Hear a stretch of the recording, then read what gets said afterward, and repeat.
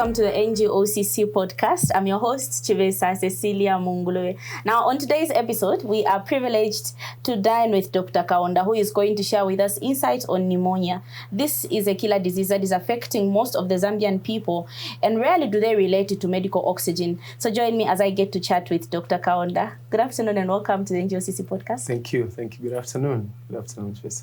We're happy to have you here. Thank you so much for having me.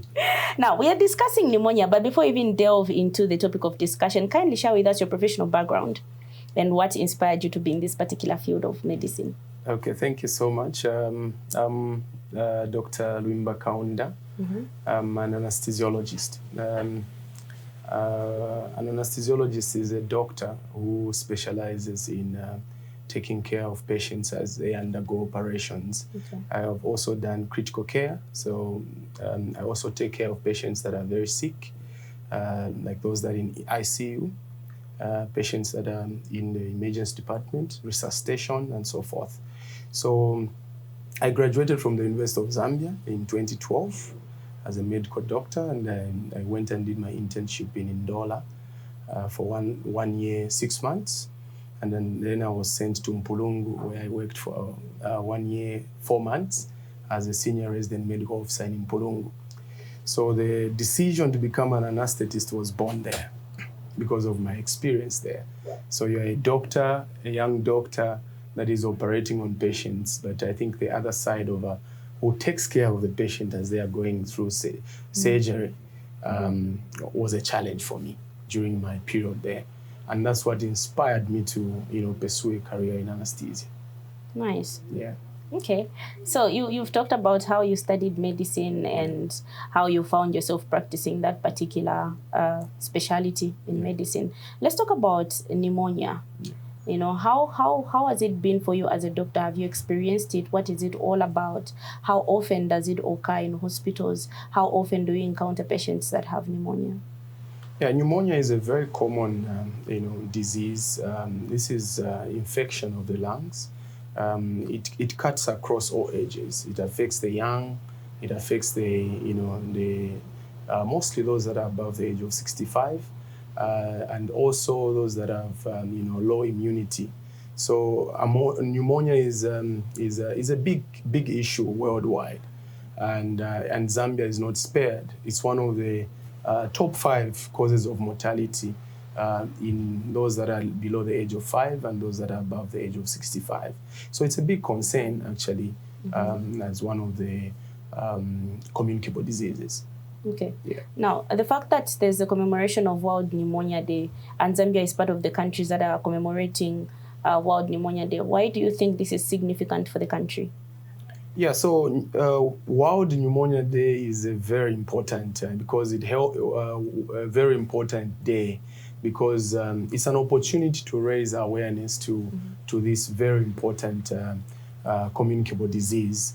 During this period or on this day, we reminisce or we go through some of the challenges that are associated with the care of patients who have pneumonia, in terms of equipment, in terms of the necessary things that you need to be able to diagnose, and the expertise that are required to be able to diagnose somebody with pneumonia. So November the 12th is very important because it's an opportunity to raise awareness about this condition. Yeah. Let's talk about medical oxygen and its relationship with pneumonia. Why is there that relationship and the treatment of pneumonia involving medical oxygen? Yeah, so oxygen is very important. You know that it's all of us, as we exist, we require oxygen. And then when you have, infection or inflammation of the lungs, the same passage that is supposed to, deliver the oxygen to the blood so that it goes to the rest of the body. If there is a problem there, then it affects the amount of oxygen that is going to be there in the blood. So there is a very close link between pneumonia and oxygen because even as you manage the pneumonia, for instance, if the cause is bacterial, you need to give them antibiotics. But in the process, as you are, having the antibiotics works, you need to have the patient put on oxygen so that you can improve the amount of oxygen in the blood. Yes. Doctor, you've been practicing in this field for quite a long time, and I believe you have experienced the accessibility and non-accessibility of medical oxygen in Zambia. How accessible is medical oxygen in Zambia? Well, the conversation about medical oxygen is huge, and the government has taken a bold step. You know that there's the national Zambia national plan on oxygen. It's a 4-year plan that started in 2022. It's a strategic plan that looks at how they are going to make medical oxygen available to the patients, the different hospitals, how it's going to be distributed, and the other things that are involved. So this is a big conversation, and organizations like CSO Coalition on Medical Oxygen, which is made up of a number of civil society organizations, where the Society of Anesthetists of Zambia, the Zambia Biomedical Engineering, and PATH has been able to collaborate with the Ministry of Health to make sure that oxygen is made as accessible in all institutions, big or small, as well as making sure that all the necessary equipment that is required is made available to the patients. Now, you know how we are all scared when you're home and you hear the person is in the hospital and they have oxygen on them. Oxygen. And the next thing that you think about is they're probably going to die. Yes. What are some of the misconceptions and myths around medical oxygen? I have to be honest with you, that was one of my, when I was growing up before I became a doctor, when I used to think that maybe this is a coded message when somebody says, no, they've put them on oxygen. That's it. We bid farewell. Yes, it means that the person is going to die. But I have to demystify that. The truth of the matter is that it's not always that when somebody is put on oxygen, then they're about to die. There are so many areas where oxygen is useful. For instance, I'm an anesthesiologist, so we operate on patients. There are women that come for surgeries. There are patients, children that come for surgeries. As you undergo the surgery, you need oxygen because we need to put you to sleep. And as you are breathing, we provide the medical oxygen as you are going through surgery. In our emergency department, we see there are a lot of people that have got cases like asthma. When they have those exacerbations, they are brought to the emergency department. We put them on oxygen, So there are babies that are born premature, and you go to D block, like in UTH, they are provided oxygen to be able to help them. So it's a myth. It's not true that when somebody is actually put on oxygen, then they're going to die. Obviously, there are patients that may be very sick, and so forth. But that's not correct to say whenever somebody is put on oxygen, then they're about to die. That's not true. Is it true that oxygen is addictive? Even before we talk about medical oxygen, all of us are breathing oxygen. No, like medical oxygen, like the medical one for the oxygen. Oh, okay. No. It's not. It's just natural. It's just the same as the oxygen that we get in the atmosphere, except that the air that we are breathing has only got 21% of oxygen. So medical oxygen is compressed oxygen that is able to be provided. So sometimes we get to have 100% of the oxygen, unlike the one that we get from the atmosphere, which is 21. So you get to extract the oxygen from the atmosphere and then you compress it and then you provide to the patient when they need it. It's not addictive. It's just natural. Okay. Yeah. Now, you've mentioned about various things that government is doing, as well as the coalition that has come on board to ensure that medical supply is made available to people in Zambia. What are also some of the things that maybe hospitals, like for example here where you work at, have they put any measures in place to ensure that medical oxygen is made available apart from receiving from CSOs and government? Are there any other things? Yeah, so I think the idea is that we need to make medical oxygen accessible to all institutions. This should be a priority, and all of us are aware that government is making frantic effort to make sure that they deal with this issue. Like where I'm working from, it's a big institution, and we have a plant where we're able to produce this oxygen. But other institutions, obviously, you find that like UTH, they have an oxygen plant, and they are able to store this oxygen in cylinders, which can be distributed. Other, small facilities, they use what we call concentrators. So these are equipment that, when connected to oxygen, they're able to harness the oxygen from the atmosphere, and then it can be provided to patients. So I'm sure through the Zambia National, strategic plan, they are trying to make available, finding ways to increase the production, work on the distribution, work on training, because everyone that is supposed to work with medical oxygen are supposed to have an idea. What is it? How is it transported?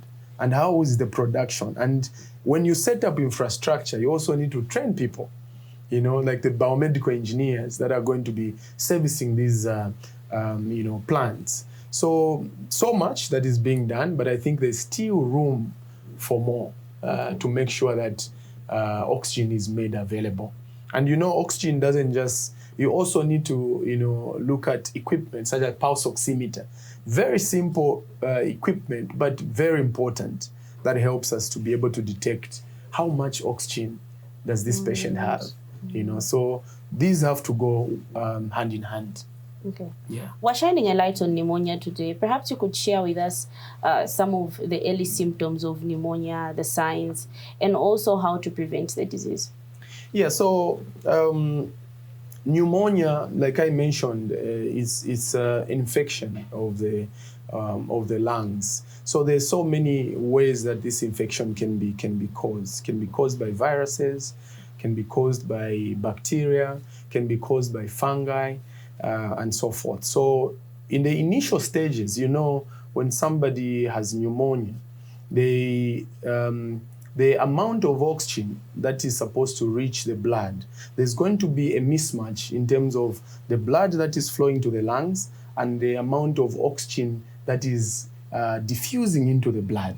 As a result, the patients are going to present the fever. They may present with different symptoms, but I think among them, in children, you find that they may be laboring to breathe.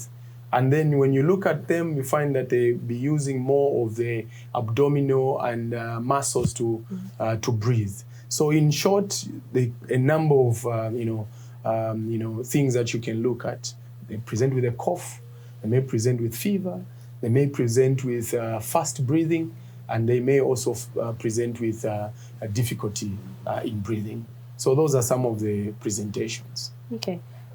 So when you've talked about breathing very fast, but I want to get clarity on this. Yes. When you have pneumonia, do you get to have sharp pains? Yes. Because okay. I thought it's not the one.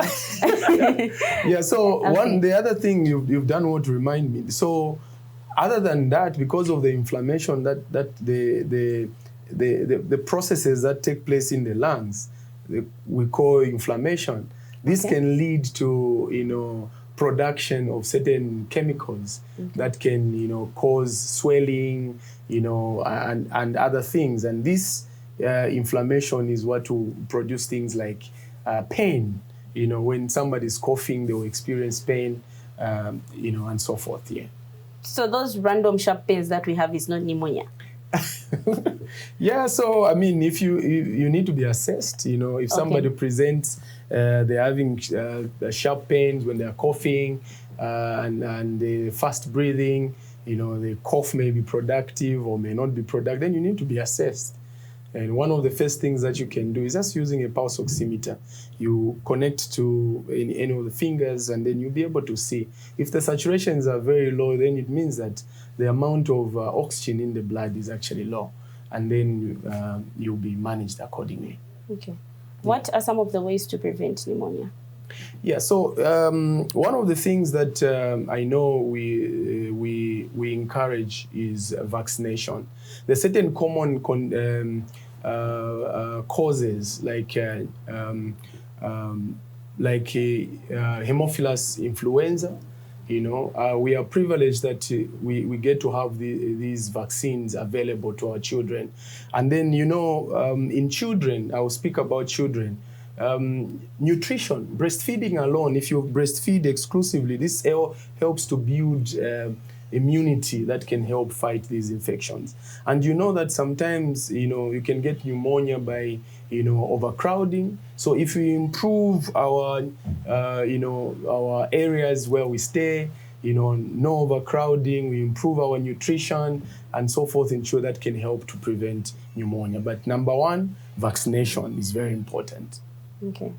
Doc, there's all these myths that are going on regarding vaccinations, such that some people in communities, when they hear, no, there's this vaccination, no, there's cervical cancer screening, say, yes. So perhaps you could maybe clear some misconceptions regarding vaccinations. Why is it important for people to be vaccinated against pneumonia? Of course, it will prevent them, but perhaps maybe a word of encouragement also to just society regarding misconceptions on vaccinations. Any type of vaccination in this regard? This is very important. The government has the people at heart. And there's no way that the government would embark on a program that they know that this program is not going to be beneficial. So just the month that ended, we were, speaking about, cervical cancer and so forth. So I just want to encourage everyone that when these programs are rolled out, we take the initiative. Because they are meant for our own good. So I encourage each one of you and everyone out there that think that vaccinations don't work. They do. A few years ago, we went through a very difficult period of COVID, where, we lost a lot of loved ones. And one of the things that helped us, to be able to go through that period was vaccination. So I encourage everyone out there, take time. If you are not sure, ask. If you need information to be given to you, go to a health institution and then ask, and then they'll provide. Vaccinations are very important. Very, very important. You talked about prevention of pneumonia towards kids through breastfeeding. Perhaps you could also speak to it regarding lactating mothers out there.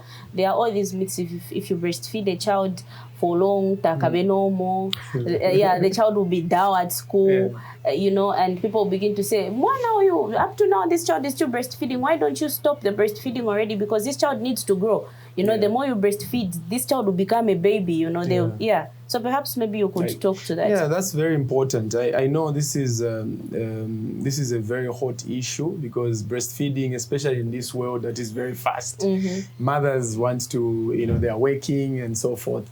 But we understand that the natural way is breastfeeding, in as much as we have formula and all these things. But I think I would encourage that breastfeeding is prioritized because it gives, this immunity, helps the babies to build the immunity that will help prevent infections such as pneumonia.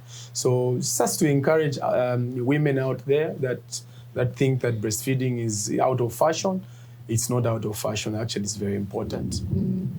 I would like you to share a very serious myth that you had regarding pneumonia before you learned about it and before you went to medical uni and all those things.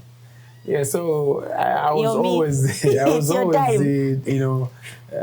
I always thought that maybe when somebody goes to the hospital and they say that they've put them on oxygen, it was like a coded message that they are very sick, they're going to die, and so forth. So after going through medical school, I discovered that oxygen is just medicine.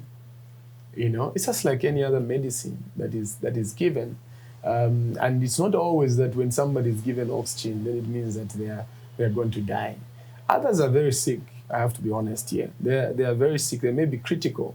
For instance, somebody who presented to the hospital, they were involved in a road traffic accident, or maybe they were fitting and so forth.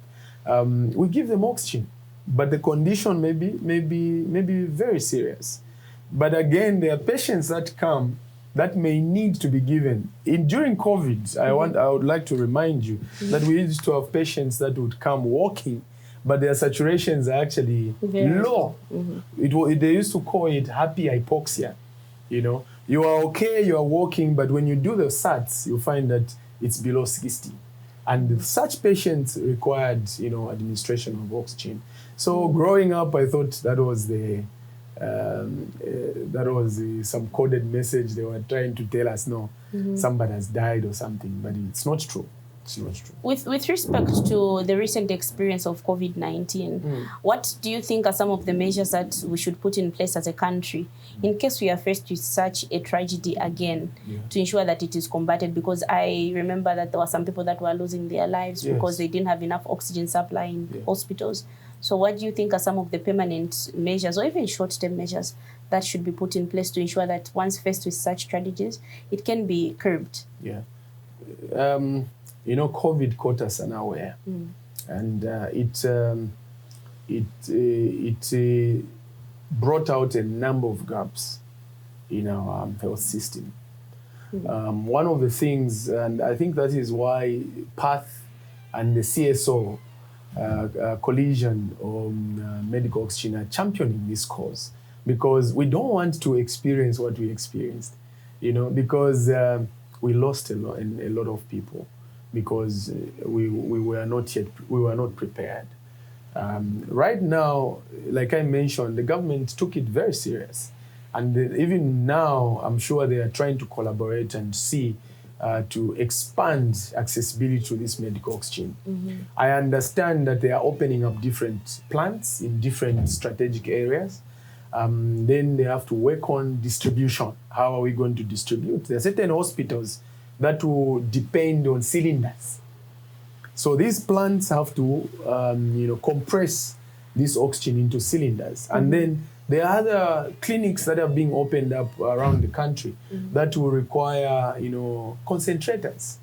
So we've learned from what happened during COVID, and the government have taken it seriously. And we, as a coalition, we also trying to, help where we can. We just appeal to everyone out there that is interested, because this is a life or death kind of situation.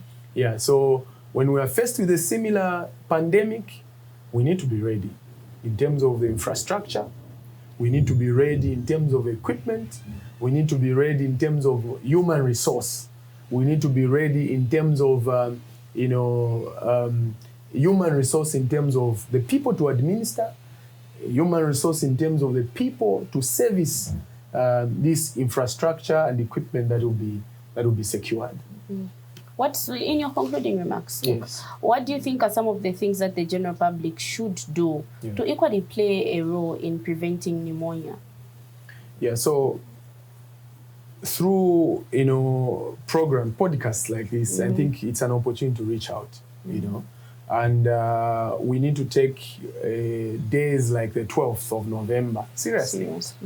I think all of us should be speaking about it, because that's what raises awareness about the existence of this condition. And we need to package our information in a way that will speak to the general public. Things like plays, you can come up with sketches, come up with drama groups can come. I'm not saying we need to dramatize the whole thing, but we can come and package our message in such a way that when you do that program, easily relatable, it's relatable to the community. And the organizations such as PATH, which have taken the route of advocacy, I think they should be encouraged. If there are people that can partner, create, advocacy, the voice, make it stronger, and people like you, you're doing a good job, interview people. There are so many people that are in this space where they interact with oxygen, they use oxygen almost every day. Speak to them. And then this information has to be broadcast out there so that the common people can know.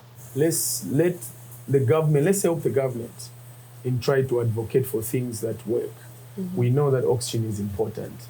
Oxygen is life, you know, and the theme, the theme is every breath counts. So we need to stop pneumonia in its tracks. Okay, so this is not, I know it's poetic, but every breath counts, and oxygen is very important. Thank you so much for according us this opportunity to have an interaction with you. Thank you so much for the opportunity.